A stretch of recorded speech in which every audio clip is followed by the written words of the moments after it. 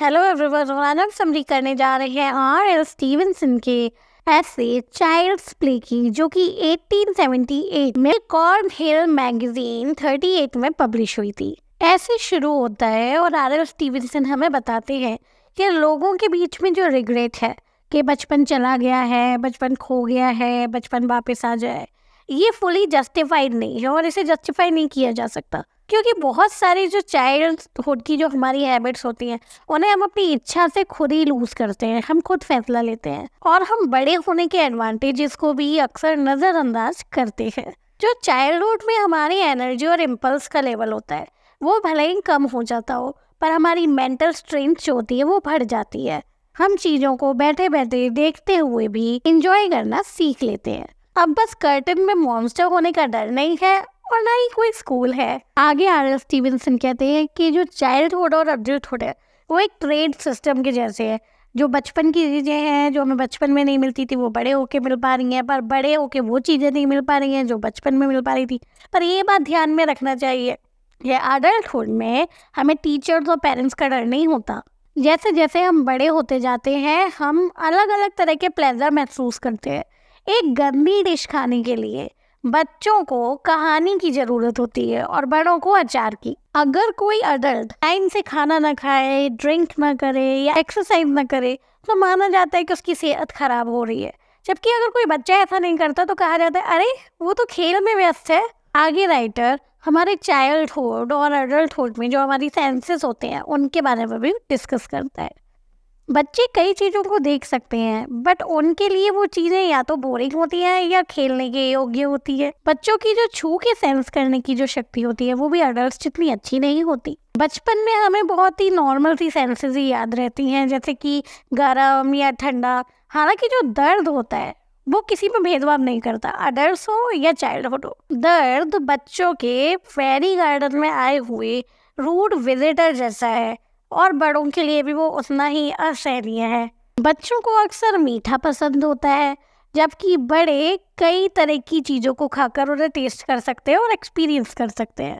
बच्चों के पास सुनने की और स्मेल करने की काफ़ी अच्छी शक्ति होती है, लेकिन उसे समझने की शक्ति बड़े होने के साथ साथ ही डेवलप होती है।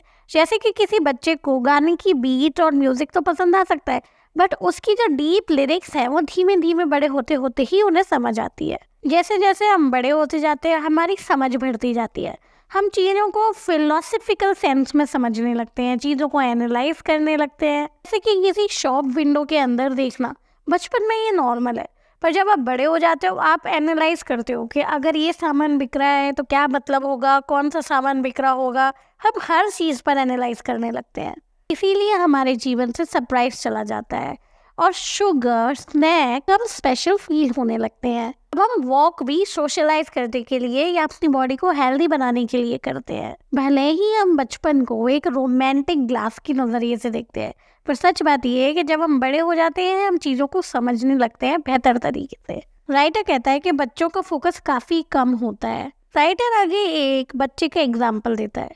कोई बच्चा है जिसे उसकी मदर या नर्स टॉला में लेकर घूम रही है, तो वो कुछ चीज़ों को देखते हैं, कुछ चीज़ों को कम देर तक देखते हैं, तो कुछ चीज़ों पे उनका ध्यान ज़्यादा देर तक केंद्रित रहता है। पर जैसे ही स्ट्रॉलर आगे बढ़ता चला जाता है उनकी वो चीज़ जो पीछे छूट गई है उसके बारे में वो सोचना बंद कर देते हैं और आगे वाली चीज़ों पर ही ध्यान देते हैं।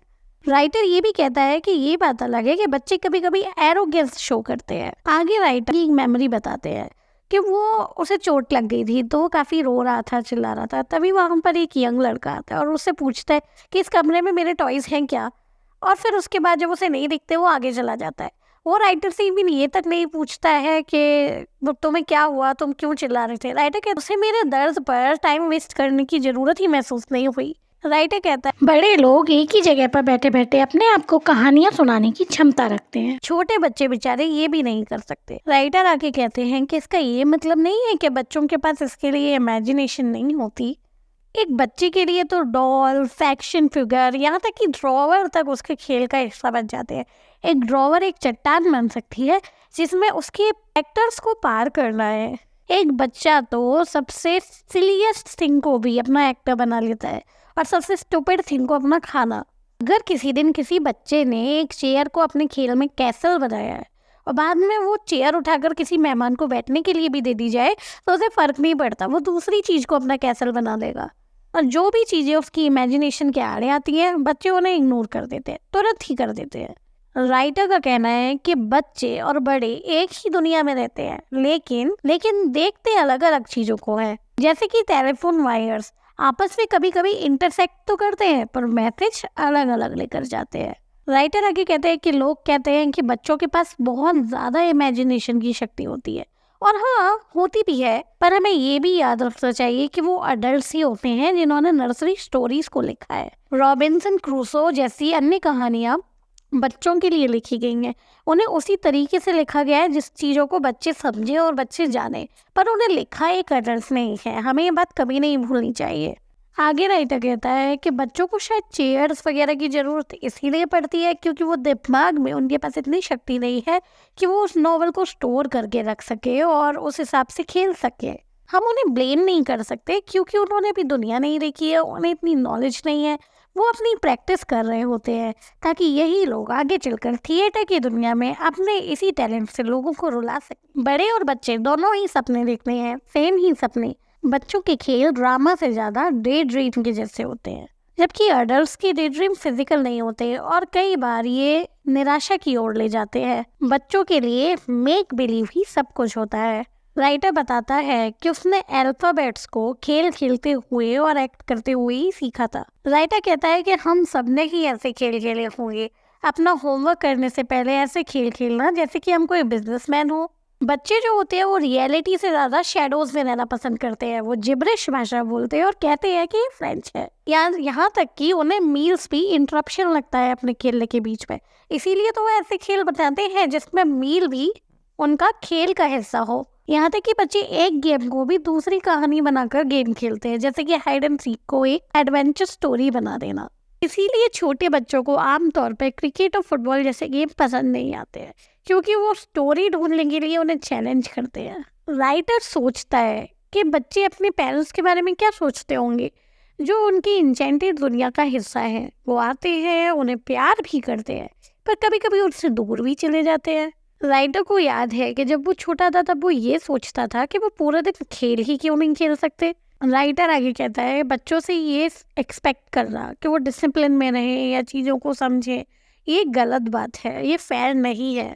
हमें ये समझना होगा वो यंग है, उनमें भी समझ नहीं है, वो धीमे धीमे ये सब चीज़ें सीखेंगे। जैसे कि हम ये बात को समझते हैं कि एक बैड राइटर ने इसीलिए बुरा लिखा है क्योंकि एक वो बुरा राइटर है, उसे लिखना नहीं आता, ना कि इसलिए कि वो कोई बुरा इंसान है। बच्चों को बड़े लोगों के सच की क्या परवाह, हालांकि वो अपनी कहानियों के सच के बारे में अक्सर सोचा करते हैं। इसी सब चीज़ों से तो वो सीखते हैं कि क्या वो इस दुनिया में काइंड मैजिशियन को एक्सपेक्ट कर सकते हैं या किसी आइलैंड पर छोड़े जाना। ऐसे क्वेश्चन आना बच्चों के दिमाग में स्वाभाविक है क्योंकि वो इन्हीं चीज़ों को जानते हैं और समझते हैं। प्रिसीजन और डिटेल बच्चों से एक हद तक ही उम्मीद की जा सकती है इन चीज़ों की। अंत में राइटर कहता है कि बच्चों को जल्दी बड़ा होने के लिए कहना बहुत ही गलत बात है, उन्हें बच्चे ही रहने देना चाहिए। तो ये थी समरी ऑफ चाइल्ड्स प्ले। अगर आपको ये ऐसे समझ में आया हो तो प्लीज़ मेरे चैनल को सब्सक्राइब करना ना भूलें। आपको कोई क्वेरी है या फिर आप कोई सजेशन देना चाहते हैं तो आप कमेंट सेक्शन में दे सकते हैं। अपने फेवरेट लोगों को मेरा चैनल सब्सक्राइब करना ना भूलें। Thank you so much.